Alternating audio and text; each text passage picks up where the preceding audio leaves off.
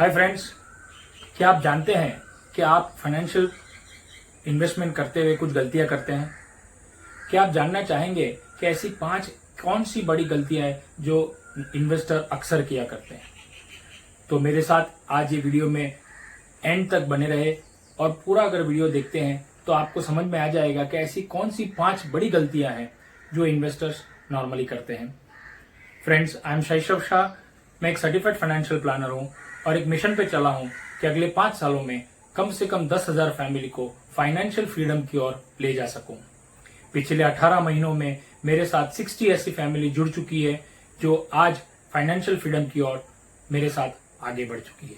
तो आइए दोस्तों, मैं आपको दिखाता हूं ऐसी 5 गलतियां जो लोग करते हैं और हमें वो अवॉइड करनी चाहिए।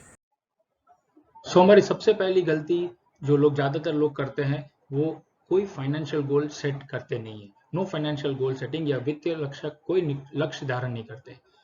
तो हम जब फाइनेंशियल गोल सेट नहीं करते हैं तो क्या होता है? एक उदाहरण मैं आपको देता हूं कि अगर मैं आपको एक फुटबॉल का बॉल आपको दे दूं और एक बड़े से मैदान में आप अकेले और मैं आपको बोलूं कि आप पूरा दिन खेलिए, तो आप दिन में कितने गोल कर पाएंगे? 4, 5, 10, 100? आप एक भी गोल नहीं कर पाएंगे, क्योंकि मैंने वहां पर गोल पोस्ट रखा ही नहीं है। तो आप जब इन्वेस्टमेंट करते हो या फाइनेंशियल आप जब जिंदगी करते हो तो आपके पास कोई गोल ही नहीं है। तो आप क्या कर रहे हो उसका आपको अंदाजा नहीं है। आप इन्वेस्टमेंट भी करते हो मगर आपके पास कोई फाइनेंशियल गोल है नहीं जिसके लिए आप इन्वेस्टमेंट करते हो, तो इस इन्वेस्टमेंट का कोई मतलब नहीं बनता।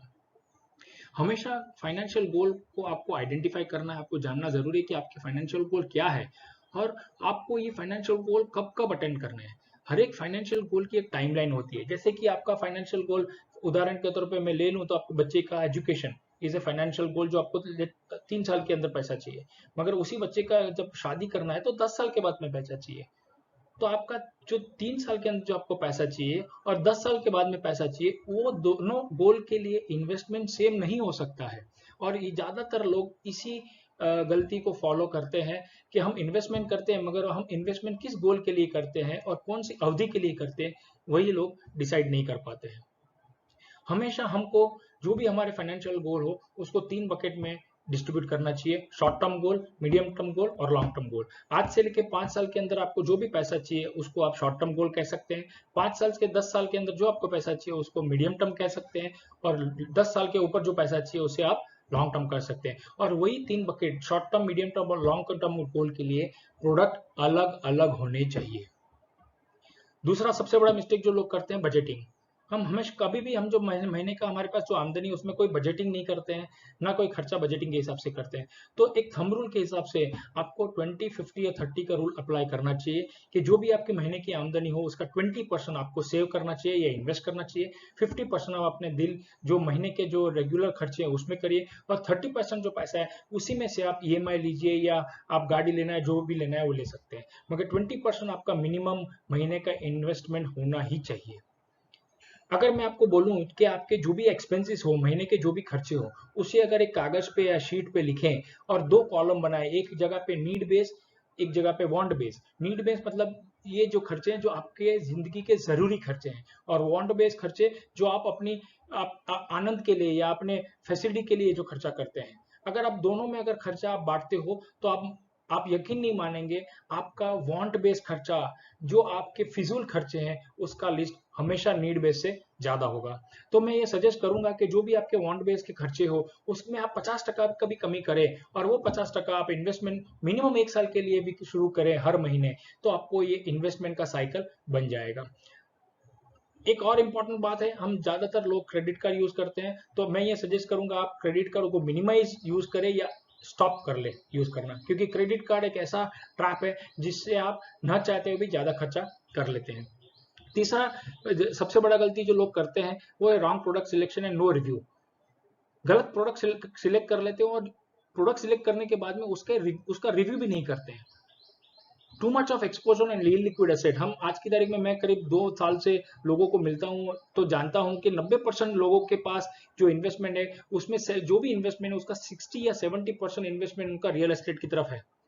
तो all this assets are illiquid asset. हमेशा इतना याद रखिए कि फाइनेंशियल इन्वेस्टमेंट जो आप करते हैं या गोल के सामने जो भी फाइनेंशियल इन्वेस्टमेंट करते हैं वो लिक्विड एसेट में होना चाहिए।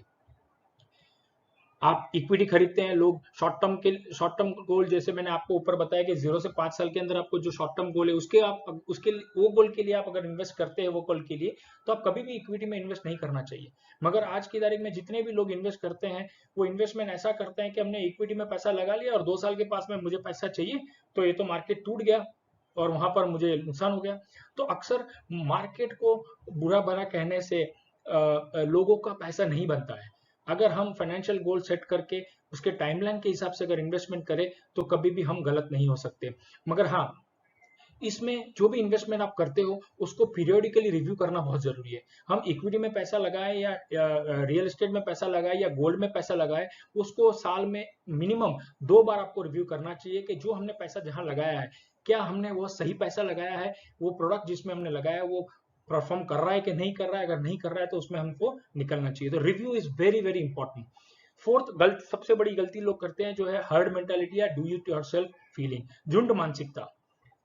मुझे लोगों ने, दोस्तों ने मुझे बता दिया, मैंने मीडिया में पढ़ लिया, मुझे कोई टिप मिल गई और मैंने उसमें इन्वेस्ट कर दिया बिना कुछ सोचे समझे, क्योंकि मेरे दोस्त ने कहा ये बहुत अच्छा है, मीडिया ने कहा बहुत अच्छा है, तो मैंने उसमें पैसा लगा दिया। लोग कई लोग आज की तारीख में डायरेक्ट प्लान होने से, हर म्यूचुअल फंड का या हर जहां पर इक्विटी में है जहां पर लोग डायरेक्ट इन्वेस्टमेंट करना चाहते हैं और उसे बोलते हैं DIY, do it yourself investment. ये डू इट योरसेल्फ इन्वेस्टमेंट 100% लोग कर सकते हैं, मगर उसके लिए आपको आपका समय देना चाहिए। आप उसमें रिसर्च किए बिना अगर इन्वेस्टमेंट करते हो तो हमेशा आप गलती करोगे। तो मैं ये सजेस्ट करूंगा कि DIY न करते हुए अगर आप एक कोई क्वालिफाइड फाइनेंशियल एडवाइजर से आप उसका एडवाइस ले, आपका गोल सेट करें और उसके हिसाब से अगर आप फाइनेंशियल इन्वेस्टमेंट करते हैं तो आप हमेशा सक्सेसफुल रहेंगे। और सबसे बड़ा गलती जो लोग करते हैं, प्रोक्रास्टिनेशन ऑफ इन्वेस्टमेंट, हमेशा टाल मटोल करते हैं। क्यों?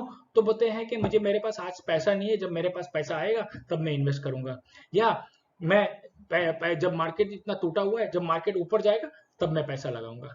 तो ज्यादातर लोग ये जो 5 गलतियां हैं अगर वो उसको सुधार लें या उसके ऊपर थोड़ा ध्यान दें तो मैं इतना एश्योर करता हूं कि आप फाइनेंशियल प्लानिंग में कभी गलत नहीं हो सकते। तो दोस्तों, आपने देखा कि 5 बड़ी गलतियां जो लोग करते हैं वो क्या है।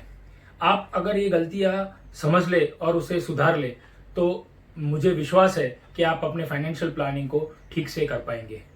दोस्तों, मेरा ये वीडियो अगर आपको पसंद आया हो तो प्लीज कमेंट करें और अपने दोस्तों और फ्रेंड सर्कल में या फैमिली सर्कल में भेजें जिससे उनको भी फायदा हो। ऐसा एक और वीडियो में जल्द लेके आऊंगा जिससे आपको फाइनेंशियल फ्रीडम में के बारे में कुछ और जानकारी दूंगा। दोस्तों, मैंने एक अपना अलग से प्राइवेट ग्रुप बनाया है। अगर आपको उस ग्रुप में हिस्सा लेना है जहां पर मैं फाइनेंशियल प्लानिंग के ऊपर या फाइनेंशियल फ्रीडम के ऊपर काफी चीजों पे डिस्कशन करता हूं, तो आप मेरे स्क्रीन पे दिए हुए नंबर पे मुझे मैसेज कर सकते हैं जिससे मैं आपको एक लिंक भेजूंगा और आप वो ग्रुप में जुड़ सकते हैं। Thank you very much.